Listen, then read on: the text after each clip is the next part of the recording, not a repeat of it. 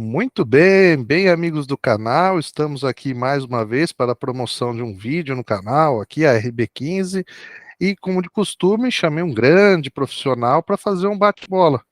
Hoje com vocês, Carlos Moretti, e a gente vai conhecer um pouquinho do Carlos, ele vai contar um pouquinho da história dele e engrandecer o nosso canal. É com você, Carlos. Bom, eu queria agradecer, André, o convite. É um prazer falar com você e os amigos do canal. Bom, eu sou engenheiro, ninguém é perfeito, né, André? E venho trabalhando com melhoria contínua nos últimos 17 anos. Primeiramente, eu comecei trabalhando com a área da qualidade. Eu sou egresso do setor de autopeças, então a gente começou a fazer consultoria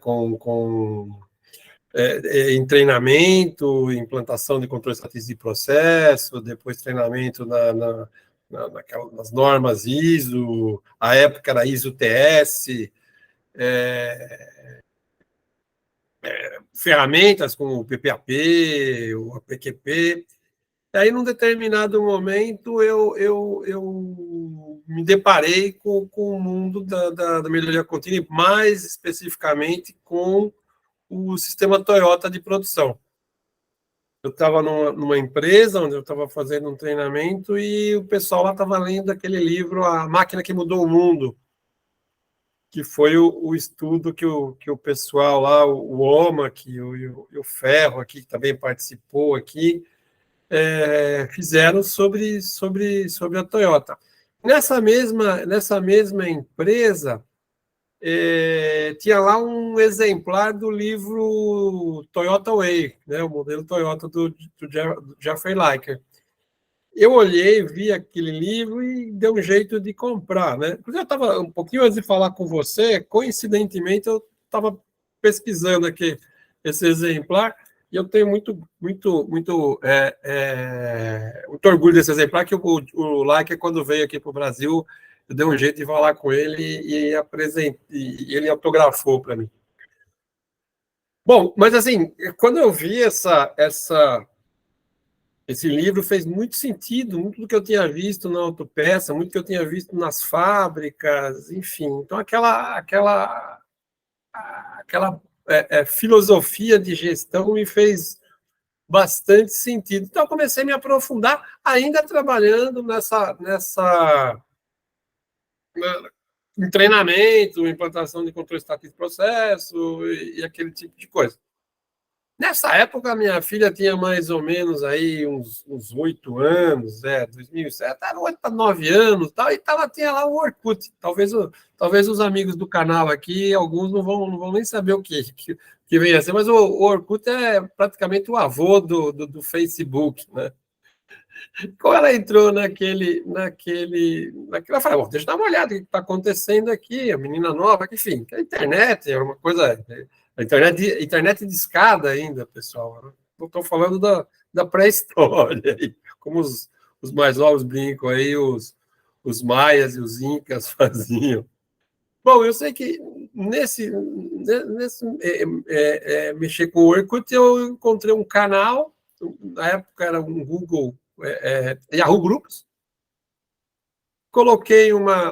Respondi uma pergunta, a pessoa que fez a pergunta nunca me agradeceu, mas uma empresa formada por ex-Toyotas, uma consultoria formada por ex-Toyotas, viu essa resposta e falou: escuta, onde é que você aprendeu isso aí? Aprendi lendo, faz muito sentido, enfim, falei do livro. Bom, a gente está precisando de uma pessoa para trabalhar implantando o Lean Office. Então, a minha entrada no mundo da Toyota, no mundo do Lean, foi com o Office, não foi manufatura. Porque todas as pessoas lá daquela empresa, dessa empresa de consultoria, vêm ainda, da Toyota. Então, a grande maioria deles era de manufatura. E aí comecei a implantar o Lean na área administrativa, e aí comecei a acompanhar esse pessoal em várias implantações, aí fora não na área administrativa, mas na área de manufatura, e trabalhei por 5 anos com esse pessoal, implantando Lean, e aí sim, bebendo na fonte do pessoal da Toyota. Então, assim, é uma maneira diferente deles enxergarem, né? Porque estão lá, é a cultura organizacional deles. Nesse momento, eu sempre mantive ainda minhas atividades com a minha própria empresa, eu era um consultor contratado daquela empresa, mantive, trabalhei com eles por 5 anos, encerramos os nossos contratos e eu continuei fazendo essas aplicações e implantações do Lean. E aí, num sentido mais amplo, não só em manufatura, não só na administrativa, mas a gente fez implantação no agronegócio. Em 2013, a gente implantou o Lean numa fazenda de cana-de-açúcar, logística, enfim. E a gente veio trabalhando, está trabalhando assim desde então. É bem bacana, realmente, né? A gente começou todo o estudo do Lean dentro de indústria e hoje a gente tem Lean em tudo, né? Até comentei uns dias desses, o meu primo, ele tem um Arena Beach Tênis em São Paulo, e tem um restaurante também em conjunto à arena. Eu falei, não, a gente tem como implantar o Lean aqui, cara, vamos, né, implantar padronização, método, gestão visual, procedimentos, tal, né, e ele falou assim, mas como assim? Eu falei, não, a gente pode fazer o POP aqui de como fazer os drinks, né, para você não precisar ficar fazendo, você, que é o dono do empreendimento, ter que parar toda a sua atividade de gestão para você atender o bar. Se você tiver um POP bem feito aqui e treinar o pessoal, qualquer pessoa vai fazer, né? Então a gente traz até para um pequeno bar, um pequeno restaurante, a gente traz as ferramentas do Lean, né, Carlos? Um ponto interessante, quando eu trabalhei com esse pessoal dessa consultoria, eu era o único que não era da Toyota. Então, aí eu tinha que calcular o tact time com 18 casas depois da vírgula, né? E eu prestava muita atenção no pessoal. E aí eu fui entender, e em alguns momentos, né, a gente perguntava, escuta, o que você faz? Pegava um sensei lá, os amigos do canal sabem que sensei é mestre em japonês, né? Pegava, escuta, Fukamizu, o que você faz quando você começa uma implantação, né? Ele fala, eu conecto os processos. Ah, por que você conecta os processos? Eu conecto o processo, o problema começa a aparecer problema, a gente começa a resolver, começa a implantação, né? Começa a melhoria. Mas por que você conecta os processos? Ele falava, porque sim. Falou para mim, porque sim. Nesse momento, eu falei, bom, tudo bem, o cara de olhinho puxado, chegando lá no cliente, vem com a bagagem com a patente da Toyota, imagina o gajinho aqui, né, o estrangeiro aqui, falando porque sim. Eu fui pesquisar, e aí eu li um livro muito interessante do Steven Spears, que chama Chasing the Rabbit, em que ele fez um mapeamento de organizações de alta performance e mapeou 4 crenças que as pessoas têm nessas empresas de alta performance.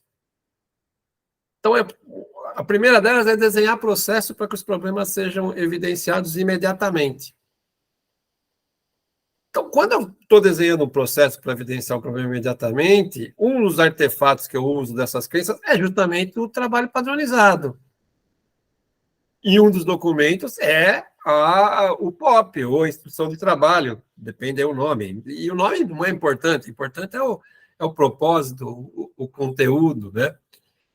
Então, veja, se eu for implantar lá na fazenda, e lá na fazenda foi uma coisa muito interessante, porque, assim, primeiro, isso aqui não é uma fábrica de carro, isso aqui não é uma... Né? Como é que você vai querer implantar aqui?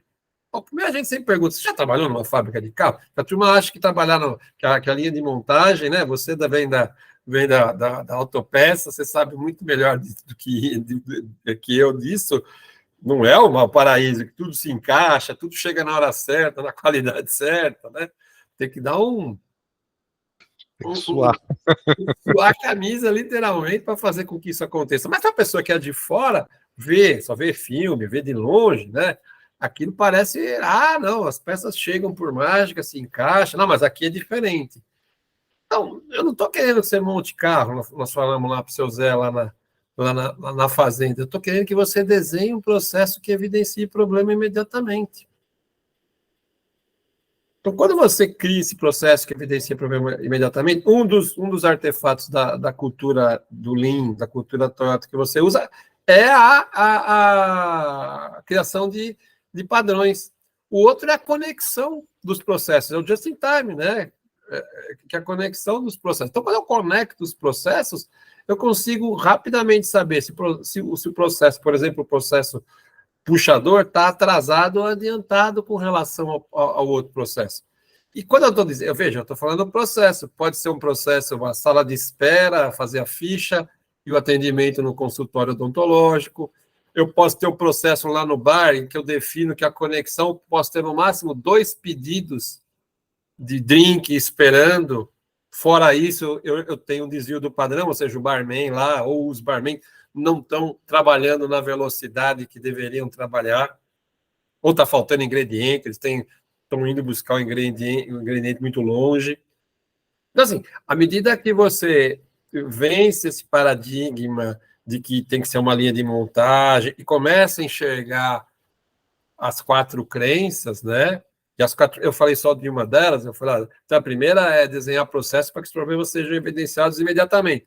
Dentro desse exemplo que você deu aí, isso é o que podemos dizer que eu posso ter no máximo 2 ordens, 2 pedidos lá de mesa esperando. A segunda crença é todos resolvem problema. Então, o barman, o gerente, todo mundo tem que ser capacitado em resolver problema. Quando você resolve problema, você gera conhecimento. É impossível você resolver um problema se você não gerou conhecimento. Então, a terceira crença é compartilhar o conhecimento. E a quarta crença é que os líderes fazem essas 4 crenças rodar.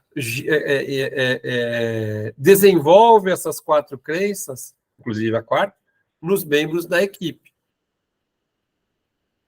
Então, você que foi gestor de fábrica, você sabe muito bem que muitas vezes o gestor é cobrado pelos números. Né? Numa empresa convencional, a gente é cobrado pelos números. E como é cobrado, né, André? Sim. Números, atendimento de pedidos, você tem que aumentar a produtividade, diminuir os defeitos, atender na hora certa. O paradoxo, né, que a gente fala, se a gente produz demais, a gente está consumindo uma matéria-prima que pode ter sido planejada para outra linha de produção. Então é tudo esse equilíbrio, né, a busca, o malabares, né, a gente tem que ter, né, o controle de várias áreas ao mesmo tempo ali e manter essa harmonia. Fora a gestão de pessoas, né, Carlos, que é coisa fora do comum, né, que a gente tem. E o que acontece? Muitas vezes o líder ele esquece ou ele deixa em segundo plano o desenvolvimento da equipe. Lá no sistema Toyota, não, ele desenvolve a equipe. Então, e obviamente que desenvolver dá trabalho, é muito mais difícil eu tirar a solução de um problema. Por que eu tenho 2, por que eu tenho 3 pedidos esperando? Ajudar o barman, desenvolver o barman para o barman resolver esse problema, do que eu dar a solução. Então, esse é o dilema que as empresas vivem do ponto de vista de liderança. Eu não consigo desenvolver as pessoas. E já no Toyota Way, não. No Toyota Way, o líder só consegue ascender à medida que ele consegue desenvolver pessoas. Outra cultura, né, Carlos? A gente tem uma coisa que a minha esposa falava até, né? Ela falou, se você for insubstituível, você jamais será promovido. Então você tem que fazer com que a sua equipe trabalhe tão bem a tal ponto dela não precisar de você lá. Né? Sim. Quando eu apresento isso em palestras, em treinamento, eu coloco essas 4 crenças. Eu estou fazendo esse movimento circular que eu coloco eu chamo numa mandala, né? E eu falo que tem 2 O líder Lean, né, ele desenvolve pessoas. Então, e desenvolve como? Respeitando, desafiando as pessoas, né? E esse é o ponto aqui. Peraí que eu chutei aqui. Desafiando as pessoas. Então, assim, esse livro, dessas 4 crenças que eu falei, que chamam o Chasing the Rabbit, é muito interessante. Eu recomendo fortemente que as pessoas leiam para entender um pouco mais de como fazer o Lean permear organizações que não são da manufatura. Mesmo organizações que têm um lead time mais longo, como, por exemplo, projetos,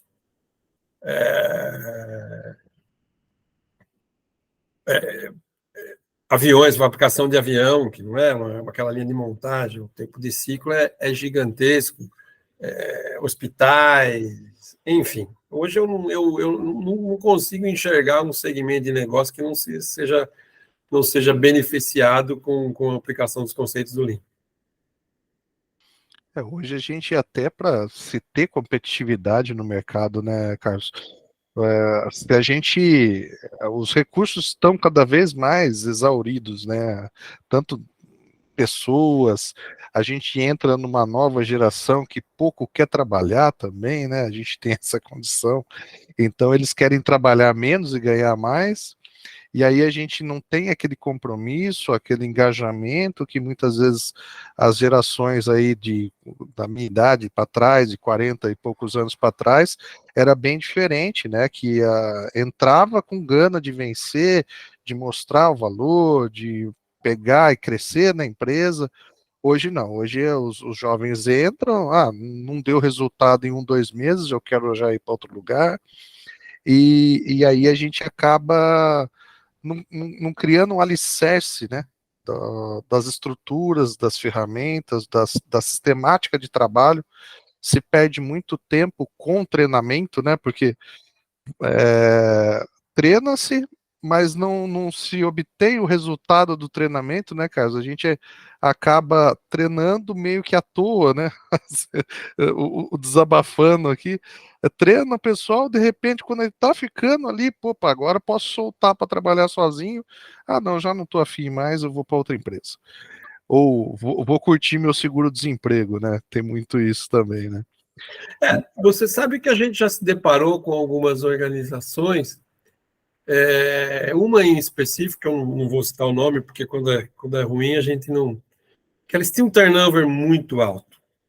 Muito alto, muito alto. Esse caso que você está falando, a questão do jovem que entra na organização, em 3 meses ele acho que já deveria ser o CEO. E também por outros vários motivos, né?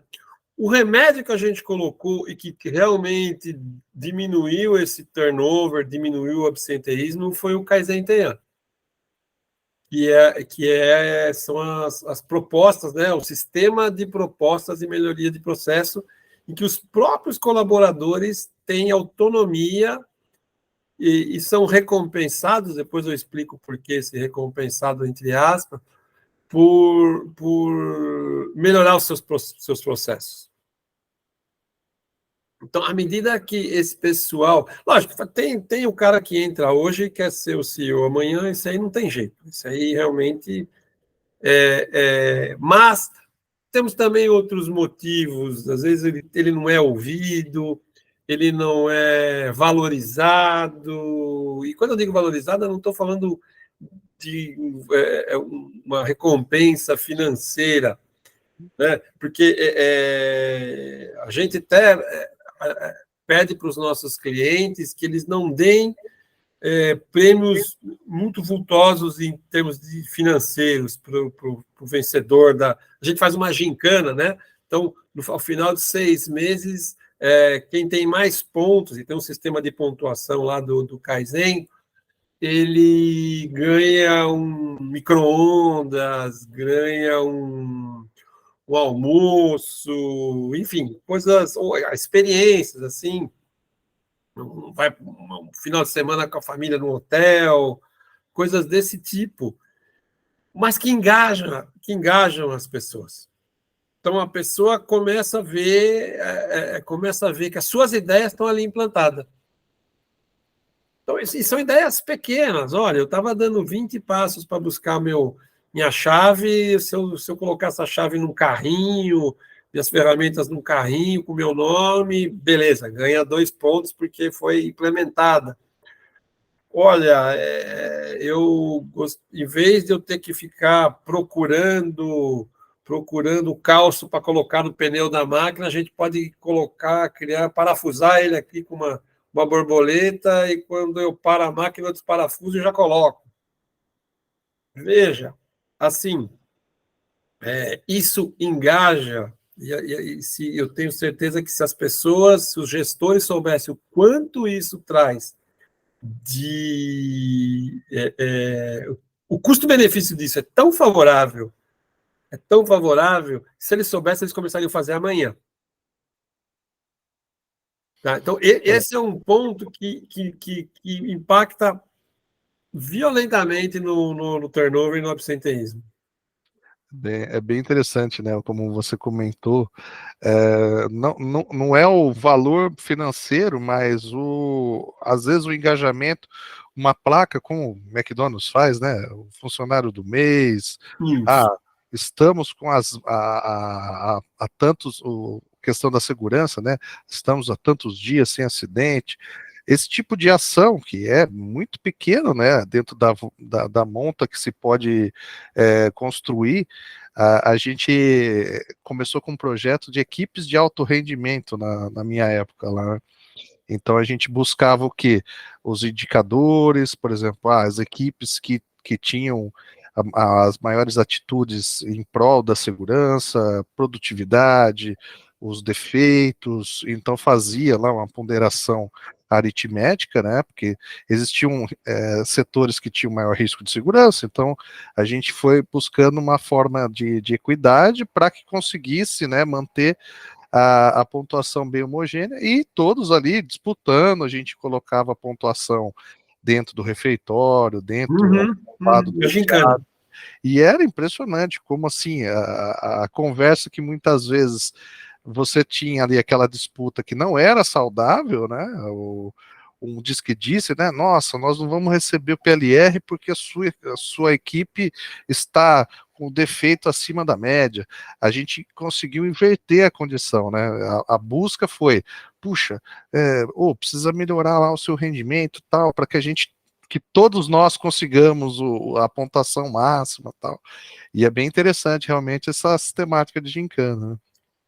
E tem um outro caso de um cliente que já tinha essa sistemática rodando.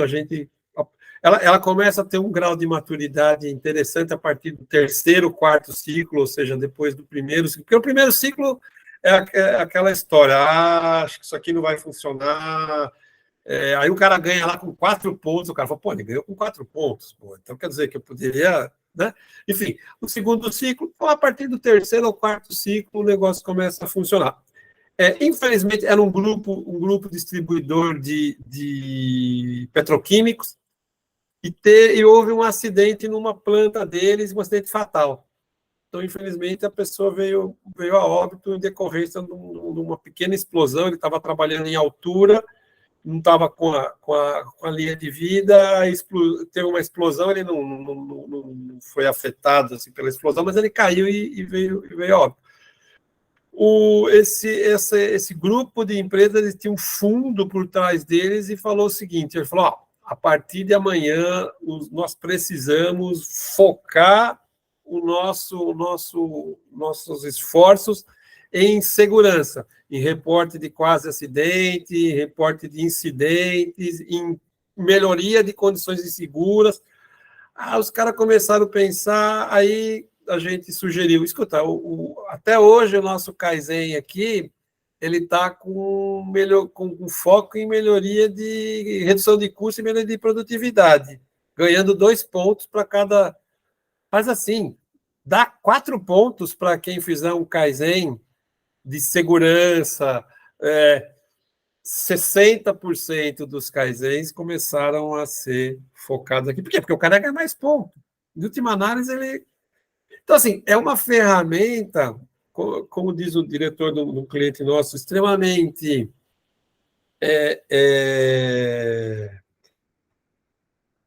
democrática, porque todo mundo pode participar, né? Fácil, e que tem um impacto, um custo-benefício extremamente favorável. Sim. É que acaba havendo um engajamento de toda a equipe, né, Carlos? A gente, muitas vezes, até aquele mais introvertido, aquele que fica ali mais na célula dele, mas que sentindo que na célula dele ele pode ser o melhor operador daquele ponto ali, ele sabe que ele pode ganhar, né? Então ele tem a oportunidade de ganhar, mantendo o melhor 5S daquele posto de trabalho, né? Havia uma condição lá bem interessante mesmo, tinha um operador super quietinho, assim, extremamente introvertido, muitas vezes a gente ia conversar com ele, você mal conseguia ouvi-lo. E ele, depois que ele entendeu a sistemática de trabalho, o que ele fazia? Ele chegava 10 minutos mais cedo, ele dava um talento na máquina dele, ele lubrificava a máquina, ele limpava da parte de cima, e ele até brincava, né? Porque eu tenho 1,98, né, cara? Aí ele falou assim: não, eu tenho que limpar aqui em cima certinho, porque o barretão vai passar aqui em cima e vai ver a poeira aqui em cima. Então, ele dava um talento. Aí o que aconteceu? A pontuação dele de 5S virou o top chart. Opa, ele é o nível máximo e daqui para baixo vocês têm que alcançar ele. Então ele superou na condição disso. O 5S dele era excelente, nota 10 para 5S. Ele tinha um pouquinho de dificuldade na operação, ele não era tão ágil quanto os demais, mas a pontuação do 5S dele era acima da média. Ele conseguia identificar vazamento de máquina, porque estava sempre limpinho, qualquer vazamento de óleo, ele já, opa, tá vazando óleo aqui, já chamava a gente assim, opa, ó, vem cá, ó, tá vazando óleo aqui, né? Vamos abrir uma ordem de manutenção. Já estava começando um TPM. Já estava no processo. E depois, quando a gente implantou o TPM, foi com toda a forma introvertida dele, foi um cara que ia lá, mesmo com pequenos grupos, ele conseguia explicar de uma forma que todos entendessem, né? Que daí tinha o linguajar todo apropriado do chão de fábrica dele, né? E à medida que isso aí começa a virar o padrão, né, que os outros começam a ir atrás, um cara que vem de fora já chega com aquele ambiente, ele fala, bom, aqui é assim que a banda toca. E chega num determinado momento em que não se lembra mais a condição anterior, quando não se tinha isso. Eu tive, em 2019, eu fiquei 15 dias na cidade de Toyota, no Japão, e fazendo um curso uma consultoria ligada à Toyota, e a gente foi visitar algumas fábricas fornecedoras da Toyota que tinham o TPS, não tem, né? O TPS implantado. E como era o dia da visita, a gente estava lá e havia ex-funcionários que vinham para visitar as suas máquinas. Então, o que é aquele senhorzinho? Não, ele veio visitar a máquina dele. Como visitar a máquina dele? Será que eu estou entendendo certo? Essa máquina dele trabalhou aqui por, sei lá, 25 anos, 30 anos, cuidou dessa máquina, e havia máquinas ali com mais de 30 anos, máquina que entrou em operação em 90, coisas. Por quê? Porque ele tratava aquela máquina como se fosse dele, e virou cultura. E aí ele conversando com o cara que estava cuidando da máquina, que ele tinha herdado a máquina dele, né? Uma coisa assim muito interessante para quem gosta de fábrica, obviamente, né? Quem viveu, como eu vivi uma boa parte da minha vida em fábrica, você fala, não é possível. Então isso melhora o quê? Melhora a condição de vida do cara, melhora o ambiente de trabalho, enfim, reduz turnover, reduz absenteísmo. Eu uso, né, nos treinamentos, na época que também gerenciava grupo, é falar assim, é a corrente do bem, né? Porque assim, se você vê um cara cuidando da sua máquina, De repente o outro está cuidando, o outro está cuidando. Mesmo mais relaxado, vai se sentir constrangido, né? De deixar a máquina dele. Opa, toda a linha está homogênea, tudo organizadinho, tudo limpinho. Eu vou limpar a minha também. Exatamente, exatamente. E aí Então, isso vira cultura organizacional. Aliás, é a definição. Você pegar uma definição de cultura organizacional, a gente usa bastante essa avaliação de cultura organizacional quando a gente faz as implantações. Batata. À medida que todo mundo está fazendo, o cara. E não é nem falar, ou ele se engaja, ele vai embora. Não, ele se engaja, ele entra nesse processo, porque está todo mundo fazendo, é legal fazer, eu vou fazer. bem interessante, realmente. Agradecer, né, o primeiro bate-papo aqui, Carlos, essa introdução nossa aqui, quem é o Carlos, né, que é interessante, e já remeter a novos convites já para a gente fazer um bate-papo de algumas temáticas da que você gostaria de apresentar no nosso canal aí, fica à vontade, o canal é aberto, o canal é nosso, né? E aí, como eu falei, o ganha-ganha é o que prevalece, né? Eu tenho essa filosofia para mim, né? Muitas vezes as pessoas acham que é uma demagogia, na verdade não, acho que prepondera assim dentro da sociedade. Acho que se hoje eu atuo na área jurídica, né? Se as pessoas elas quisessem sempre o bem das outras, a gente não precisava nem de advogado, né, Carlos? Porque daí, então, É verdade. o mal do mundo é corrompido pelo advogado. Então, a gente vem aqui para o canal para trazer conhecimento aberto para o público, né? Conversar, trazer as pessoas de experiências, né? Os jovens que entram no canal ali têm a oportunidade de ouvir alguém que sofreu, né, na carreira, sofreu, teve, com certeza tem mais vitórias do que derrotas, mas com a derrota também se aprende, né, Carlos? Então Muito. a gente traz aqui os ensinamentos e o cara esperto assiste para já sair na frente, né, Carlos? É, é muito bom aprender com seus erros. É melhor ainda aprender com o erro do outro, Sim. que é mais indolor. Olha, eu agradeço muito o convite, André, agradeço aí a atenção dos amigos do canal. Certamente falaremos novamente, viu? Muito, muito obrigado.